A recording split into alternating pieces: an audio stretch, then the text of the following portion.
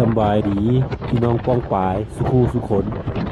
วันนี้ก็อยู่กับบ่าวเต้งเด้อทุกคนอยู่กับซองเชเวลอิดมี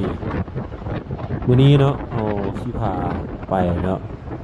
เบิ่งเส้นทางเลข43เก่าเนาะมื้อนี้เฮากลับจากวังเวียงเด้อทุกคนเด้อกลับจากวังเวียงเนาะตอนไปเฮาบ่ได้ถ่ายซ้ำเพราะว่าตอนไปเฮาจะฟ้าวนิดนึงผมบ่ได้ถ่ายคลิปให้ทุกคนเบิ่งตอนกลับเฮาก็เลยมีเวลาถ่ายเฮาก็เลยมาถ่ายให้ทุกมาถ่ายให้ทุกคนเบิ่งนะทุกคนเนาะพี่ก็เข้าไปเนาะพี่ก็ลีนยังพันกันอยู่นะแบบมันบ่ได้ยกจาก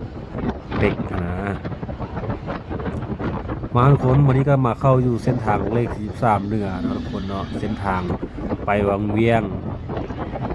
แต่เหนือฮอดใต้เส้นทางเลขนี้เป็นเส้นทางสายหลักเนาะทุกคน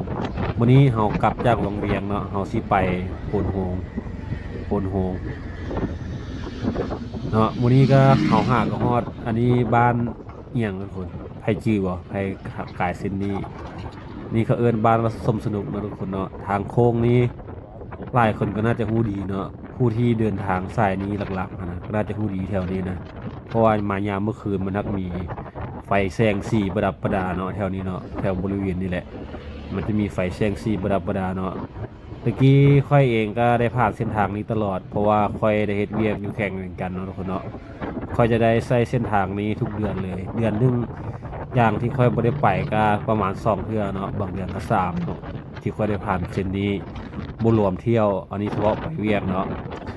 ทางเส้นนี้ก็เต็มไปด้วยธรรมชาติเนาะทุกคนเนาะวิถีชีวิต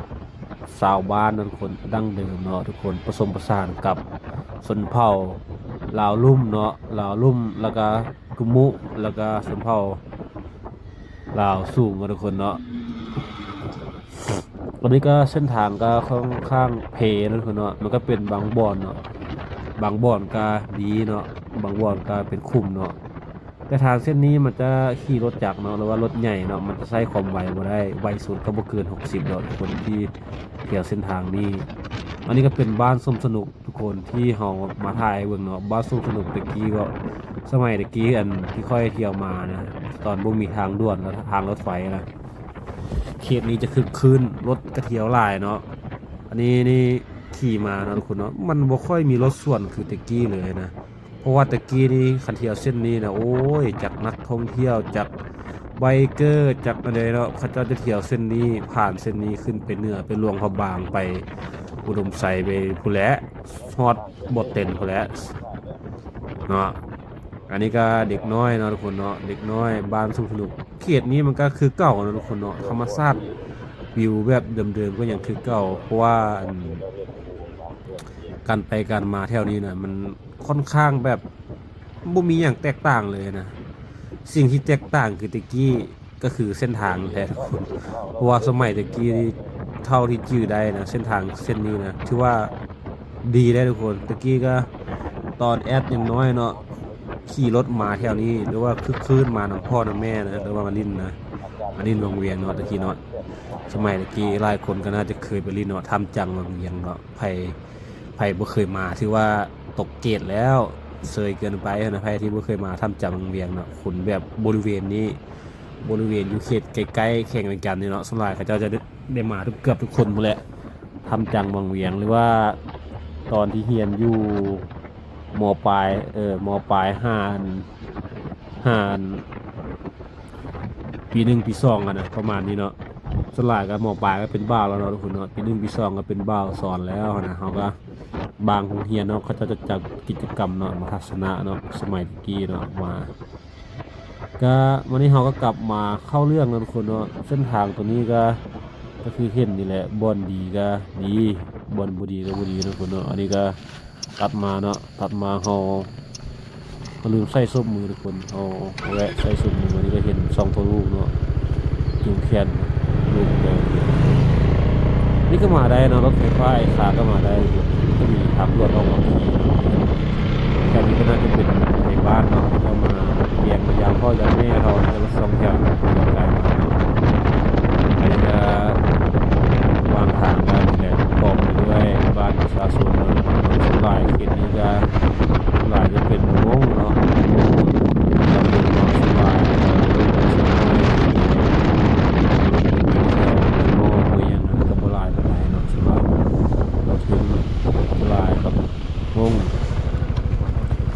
ก็สภาพเส้นทางทุกคนถือว่าเส้นทางตัวนี้นี่ถือว่าค่อนข้างอันตรายเลยเพราะว่าเขาขี่นี่ไม่ค่อยขี่นะ18สาวเนาะขี่ผมไว้ก็ได้ทางมันจะโคตรทรมานเลยปันเป็นดาวอังคารเลยถือว่ามีหลายเนาะแต่ถ้าผู้ใดมาเห็นคลิปนี้เนาะผู้หลักผู้ใหญ่เห็นการรบกวนใหญ่คนทางบ้านบนทางสายหลักทางมีผู้สร้างสมัยตะกี้ย้อนกับปี2010ปลายลงไปนะมันก็เป็นทางที่ดีแต่อันนี้ประเทศเรานับมือแทนที่จะก้าวหน้าดีว่านับมือเนี่ยก้าวหลังตัวเส้นทางสายเลือดสำคัญเลยตัวเขาจะไปใส่5ใส่นะเส้นทางนี้เขาไปหาการสะดวกเนาะเศรษฐกิจท่องเที่ยวเขาก็นักท่องเที่ยวก็จะมาเขาก็จะแจกจะได้ขี่ทางนี้20 บาทคือมันมีปีกายนี่ว่าปีกายนี่แอบไปกาซีมา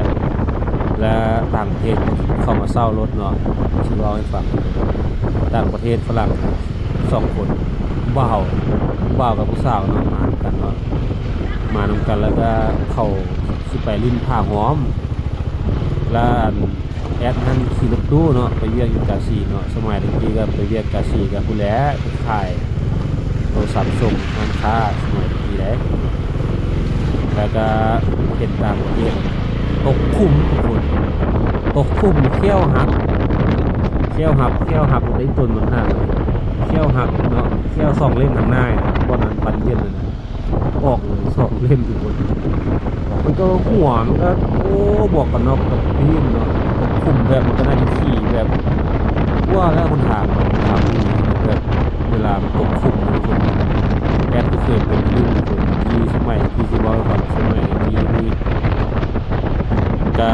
เห็นใกล้จะจบแล้วสมัยที่เรียนก็รู้ว่าจบแล้วมาแล้วเรียนจบแล้วกำลังเริ่มเรียนแล้ว2019สมัยหลัก52บุญมีทางที่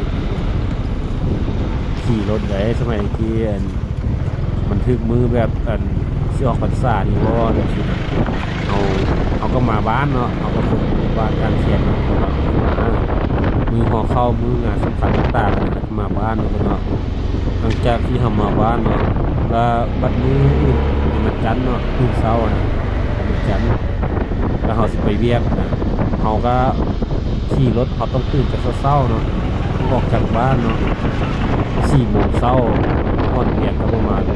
7 โมงเนาะคุณเนาะ7 โมง8 โมงเขาไปการประมาณนี้อันนี้เที่ยงที่แหละจริงๆนะก็มีมื้อนั้นก็ขี่รถเนาะจากทางมืดเนาะขี่ไปเพื่อนแหละผู้สาวอะไรที่มีผู้สาวซ้อนคนได้ด้วยเดี๋ยวนี้บุญมีผู้สาวซ้อนคนไปเนาะเอาสาวมาบ้านช่วงนี้แล้วก็ตกคุ้มปะนี้นะตกคุ้มแม็กรถจักรแตกนะทุกคนคือเห็นสภาพบอกแม็กรถจักรแตกตอนนั้นก็เวลาประมาณ5 โมงเช้าเลยรถจักรแตกก็บังเอิญเมื่อนั้นก็เป็นยามหนาวเลยเป็นยามหนาวอากาศก็เย็นเนาะดี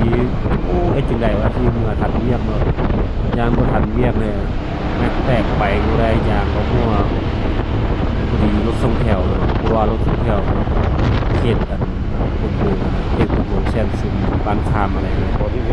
หญ่จะเป็นคนรู้จักกันเพราะว่าคอยอยู่แซนซุมรู้จักกันแล้วก็เพิ่นได้มาพอดีเขาก็เลยรัดเพิ่นเนาะ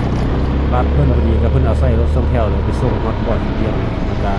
หลังจากนั้นเขาก็รัดรถเมล์มีสมัยที่มีรถเมล์เลยรถเมล์ที่เนาะประจำทางเนาะรัดรถเมล์ไปน้องเขาแล้วเขาก็เอารถคันนี้มาเวียกเนาะมาเวียกแล้วเขาก็ติดแล้วเขาก็มาแผงหลังจากเวียกเขาก็สุ่มเอียงแล้วเขาก็มาแผงรถเขาจากนั้นเขาก็ไปเวียกกันตรงฮานต่อนี่แหละเส้นทางนี่ก็รอเรื่องของการไปฟังอันนี้ก็เส้นทางก็ประมาณนี้ทุกคนนี้ก็ตัดภาพมาพอใส่กันมอดชิมอดบางทีอะไรเวลาใช่แล้วขายไม่ประมอมมาแหละไม่ประมอมแล้วก็เจอกันทีหน้าเลย เกี่ยวกับที่นี่เนาะเขาก็มาเล่าเรื่องสู่กันฟังเนาะผู้ใดเคยผ่านเส้นทางนี้หรือว่าเคยเรียนเส้นทางนี้เนาะหรือว่าเป็นยังไงในช่วงใดเนาะก็ลองคอมเมนต์มาทักทายสบายดีเนาะว่าคนเคยเที่ยวช่วงไหนเนาะลองคอมเมนต์มาทักทายกันเนาะนี่ก็อัปเดตเลยทุกคนอัปเดตเป็นเดือนเดือน 8ทุกคนเดือน 8ประมาณที่สปายแหละที่แอดไปบางเวียง ไปโรงเรียนมื้อนั้นก็โคตรสวยเลยทุกคนโทรศัพท์